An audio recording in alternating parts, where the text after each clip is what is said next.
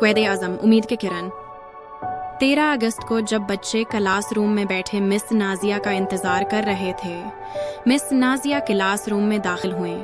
ان کے ہاتھ میں قائد اعظم کی تصویر تھی اور انہوں نے بچوں سے خطاب کیا۔ گڈ مارننگ کلاس، آج ہم پاکستان کی تاریخ کے ایک بہت ہی خاص شخص کے بارے میں بات کرنے جا رہے ہیں۔ کیا کوئی اندازہ لگا سکتا ہے کہ یہ کون ہو سکتا ہے؟ کیا یہ قائد اعظم محمد علی جناح ہیں مس؟ ٹھیک کہا احمد، بانی پاکستان قائد اعظم محمد علی جناح۔ وہ عظیم وجین اور عزم کے آدمی تھے۔ آئیے اس کی ابتدائی زندگی سے آغاز کرتے ہیں۔ مس، قائد اعظم کہاں پیدا ہوئے تھے؟ قائد اعظم 25 دسمبر 1876 کو کراچی میں پیدا ہوئے، جو اس وقت برطانوی ہندوستان کا حصہ تھا۔ ان کا پورا نام محمد علی جناح بھائی تھا۔ وہ 7 بچوں میں سب سے بڑا تھا۔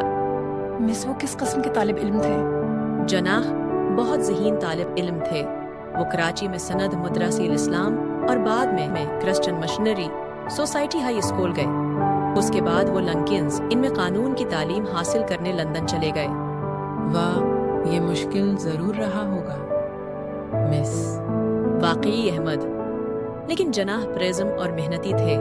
وہ انگلینڈ میں بار کا امتحان پاس کرنے والے سب سے کم عمر ہندوستانی بن گئے۔ جب وہ ہندوستان واپس آئے تو انہوں نے قانون کی پریکٹس شروع کر دی اور جلد ہی کامیاب ترین وکیلوں میں شمار ہونے لگے۔ مس، انہوں نے اپنا سیاسی کریئر کب شروع کیا؟ جناح نے اپنے سیاسی کیریئر کا آغاز 1906 میں اس وقت کیا جب وہ انڈین نیشنل کانگریس میں شامل ہوئے۔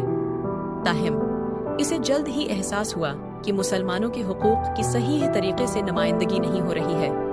1913 میں انہوں نے آل انڈیا مسلم لیگ میں شمولیت اختیار کی، جس کا مقصد ہندوستان میں مسلمانوں کے مفادات کا تحفظ کرنا تھا۔ میسن کی بڑی کامیابیاں کیا تھیں؟ جناح نے برطانوی راج سے آزادی کی جدوجہد میں اہم کردار ادا کیا۔ وہ مسلمانوں کے لیے ایک علیحدہ قوم کے خیال پر یقین رکھتے تھے، جہاں وہ آزادی سے رہ سکیں اور اپنے مذہب پر عمل کر سکیں۔ ان کی قیادت اور لگن بالآخر 14 اگست 1946 کو پاکستان کی تخلیق کا باعث بنی۔ کیا آپ ہمیں پاکستان کی تخلیق کے بارے میں مزید بتا سکتے ہیں؟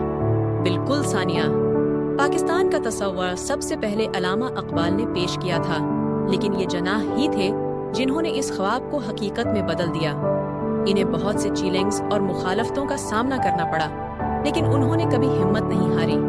ان کے مشہور الفاظ اتحاد، ایمان اور نظم و ضبط نے ہندوستان کے مسلمانوں کو اپنی قوم کے لیے لڑنے کی رہنمائی کی۔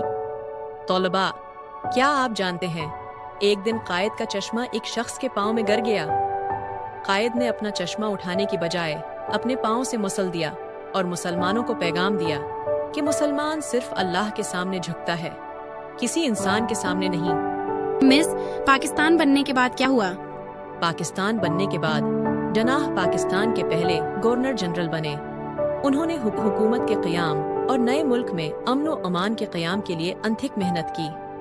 بدقسمتی سے وہ اپنے خواب کو مکمل تعبیر نہیں دیکھ سکے، کیونکہ وہ 11 ستمبر 1948 کو انتقال کر گئے۔ یہ بہت دکھ کی بات ہے، لیکن قائد کی میراث زندہ ہے۔ بالکل، اذان۔ قائد اعظم کی وراثت تمام پاکستانیوں کے دلوں میں زندہ ہے۔ انہیں دیانتداری، استقامت اور اپنے لوگوں کے لیے اٹل لگن کے آدمی کے طور پر یاد کیا جاتا ہے۔ اس کی زندگی ہمیں اس کے لیے کھڑے ہونے کی اہمیت سکھاتی ہے، جس پر ہم یقین رکھتے ہیں اور اپنے مقاصد کو حاصل کرنے کے لیے سخت محنت کرتے ہیں۔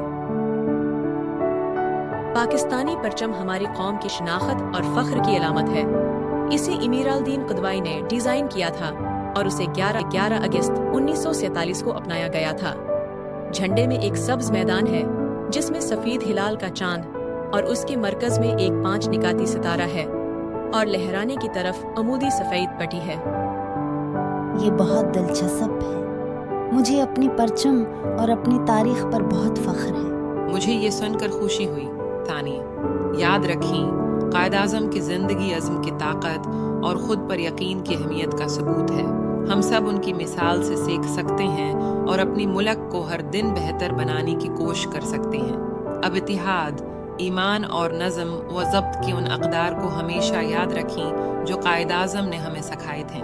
ایک ساتھ مل کر ہم عظیم چیزیں حاصل کر سکتے ہیں۔